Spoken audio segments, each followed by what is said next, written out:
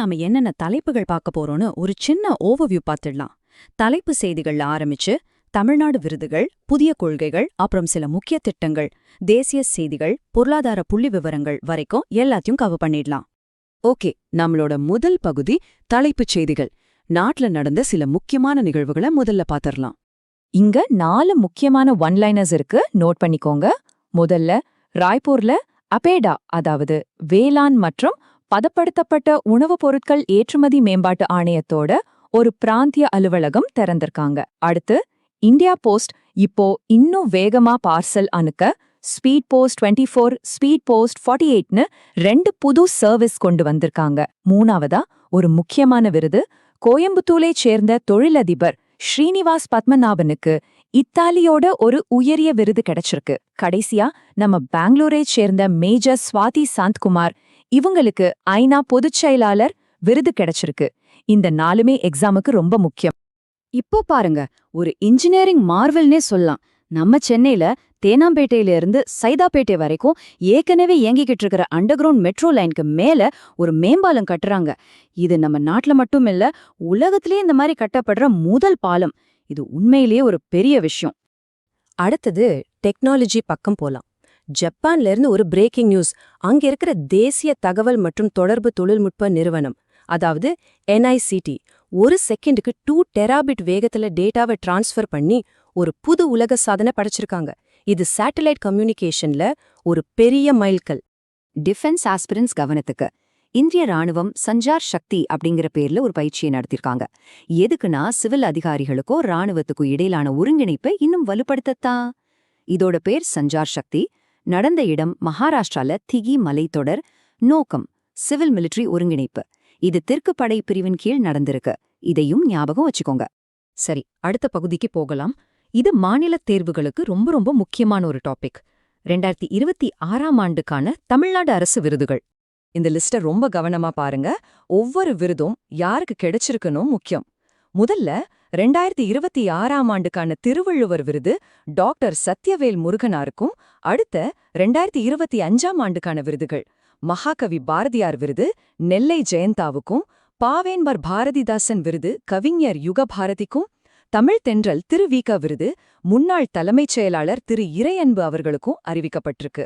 சமூக நீதி பிரிவுல தந்தை பெரியார் விருது வழக்கறிஞர் அருள்மொழிக்கும், அண்ணல் அம்பேத்கர் விருது சிந்தனை செல்வன் அவர்களுக்கும் கிடைச்சிருக்கு. கடைசியா, காமராஜர் விருது இதயத்துல்லாவுக்கும், பேரறிஞர் அண்ணா விருது திரு துரைமுருகன் அவர்களுக்கும் வழங்கப்பட இருக்கு.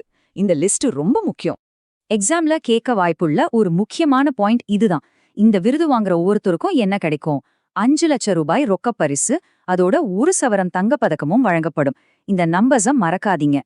ஓகே, இப்போ தமிழ்நாடு அரசு கொண்டு வந்திருக்கிற 2 முக்கியமான புதிய கொள்கைகளை பத்தி பார்க்கலாம். பொருளாதாரம், நிர்வாகம் தொடர்பான பேப்பர்ஸ்க்கு இது ரொம்பவே இம்பார்ட்டன்ட் டாபிக். முதலாவது, தமிழ்நாடு சுழற்சி பொருளாதார முதலீட்டுக் கொள்கை 2026. சுழற்சி பொருளாதாரம்னா என்ன? சிம்பிளா சொன்னா, யூஸ் அண்ட் த்ரூ இல்லாம ஒரு பொருளை மறுசுழற்சி செஞ்சு திரும்ப திரும்ப பயன்படுத்துறது. இந்த துறையில முதலீடுகளை ஈர்க்கிறது தான் இந்த கொள்கையோட முக்கிய நோக்கம். இந்த கொள்கை மூலமா என்னென்ன சலுகைகள் தராங்கன்னு பாருங்க. கம்பெனிகள் ஆரம்பிக்க மூலதன மானியம் தராங்க. அப்புறம் தொழிலாளர்களுக்கான EPF தொகையில முதலாளியோட பங்களிப்பை 1 வருஷத்துக்கு அரசே ஏத்துக்கும். அது மட்டும் இல்லாம தமிழ்நாட்டு தொழிலாளர்களுக்கு மாசம் 10,000 ரூபாய் வரைக்கும் ஊதிய மானியமும் இருக்கு. இந்த மாதிரி பாயிண்ட்ஸ் ரொம்ப முக்கியம். அடுத்ததா 2வது பாலிசி, தமிழ்நாடு சேமிப்பு கிடங்கு கொள்கை 2026. இதோட நோக்கம் என்னன்னா, ஸ்டேட்ல மாடர்ன் வேர்ஹவுஸ் வசதிகளை அதிகப்படுத்தணும், சப்ளை செயினை பலப்படுத்தணும். இந்த கொள்கையோட முக்கிய அம்சங்கள் என்னென்னு பார்க்கலாம். இதுல தர சலுகைகள் 5 வருஷத்துக்கு இருக்கும். சுற்றுச்சூழலுக்கு பாதிப்பில்லாத கிரீன் கிடங்குகள் கட்டுனா அதுக்கு ஒரு ஸ்பெஷல் ஊக்கத்தொகை உண்டு. அதுவும் இல்லாம பின்தங்கிய மாவட்டங்கள், அதாவது C வகை மற்றும் டெல்டா மாவட்டங்கள்ல கிடங்குகள் கட்டுறதுக்கு இன்னும் கூடுதலா சிறப்பு சலுகைகளும் தராங்க. நம்ம அடுத்த செக்ஷன் டெக்னாலஜி, பாரம்பரியம், சுகாதாரம்னு 3 முக்கியமான துறைகள்ல நம்ம மாநிலத்துல நடக்கிற முக்கிய திட்டங்கள் மற்றும் நிகழ்வுகளை பத்தி பார்க்க போறோம். இந்த ஸ்லைட்ல பாருங்க, தமிழ்நாட்டோட 2 வித்தியாசமான முகங்களை ஒரே நேரத்துல பார்க்க முடியுது. ஒரு பக்கம் நவீன தொழில்நுட்பத்துக்காக சர்வம் AI கூட சேர்ந்து 10,000 கோடி ரூபாயில ஒரு இறையாண்மை AI பூங்கா அமைக்க ஒப்பந்தம். இன்னொரு பக்கம் நம்ம பழமையான பாரம்பரியத்தை பாதுகாக்க சோழர் காலத்து பழையாறை கோவில்ல கோபுரம் கட்டுற பணி ஆரம்பிச்சிருக்கு. இதை இன்னும் கொஞ்சம் டீட்டெயிலா பார்க்கலாம். இந்த AI பூங்கா மூலமா சுமார் 1000 பேருக்கு ஹை ஸ்கில் ஜாப்ஸ் கிடைக்கும். இதுல முக்கியமா கவனிக்க வேண்டியது இறையாண்மைங்கிற வார்த்தை. இங்க உருவாகிற டேட்டா எல்லாமே மாநிலத்தோட கட்டுப்பாட்டுக்குள்ளதான் இருக்கும்.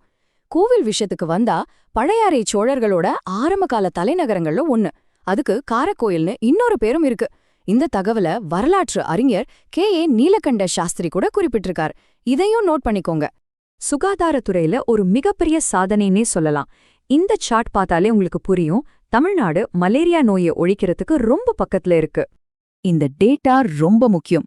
நம்ம மாநிலத்தில் இருக்கிற 38 மாவட்டங்கள்ல 33 மாவட்டங்கள்ல உள்நாட்டு மலேரியா கேஸே இல்ல, அதாவது 0. இன்னும் சென்னை, ராமநாதபுரம், தூத்துக்குடி, செங்கல்பட்டு, சேலம் இந்த 5 மாவட்டங்கள்ல மட்டும்தான் கேசுகள் பதிவாகுது. 2015ல 5587 இருந்த கேசுகள் 2025ல வெறும் 321 குறைஞ்சிருக்கு. இது ஒரு பெரிய வெற்றி. சரி, இப்போ மறுபடியும் தேசிய அளவு செய்திகளுக்கு போலாம். ஜவுளி, உரம், மீன்வளம் தொடர்பான சில முக்கியமான விஷயங்களையும் பொருளாதார டேட்டாவையும் பார்க்கலாம். இங்க 2 முக்கியமான நேஷனல் அப்டேட்ஸ். முதல்ல ஜவுளித்துறை. ஏற்றுமதியை அதிகரிக்க மாவட்ட அளவிலான ஜவுளி மாற்றத்திற்கான DLTT அப்படிங்கிற ஒரு திட்டத்தை மத்திய ஜவுளி அமைச்சகம் தொடங்கியிருக்கு. 2வதா துறைமுகங்கள் சம்பந்தமான ஒரு நியூஸ். அகில இந்திய முக்கிய துறைமுகங்கள் கலாச்சார சந்திப்புல ஷியாமா பிரசாத் முகர்ஜி துறைமுகம் ஓவரால் சாம்பியன் பட்டம் ஜெயிச்சிருக்கு. இந்த பேர் முக்கியம். இந்த சார்ட்டை பாருங்க. இந்தியாவுல ஒரு உற்பத்தி எப்படி படிப்படியா அதிகரிச்சுட்டு வருதுன்னு நல்லாவே தெரியுது. 2025ல நம்ம உள்நாட்டு தேவையில சுமார் 73% நாமளே உற்பத்தி செஞ்சிருக்கோம். இந்த வளர்ச்சி ரொம்ப முக்கியமானது. இன்னைக்கு நம்ம பார்க்க போற கடைசி முக்கியமான பொருளாதார தகவல் இதுதான். 2024-25 நிதியாண்டுல இந்தியாவுல மொத்த மீன் உற்பத்தி எவ்வளவு தெரியுமா? 197.75 லட்சம் டன்கள். இதையும் நோட் பண்ணிக்கோங்க.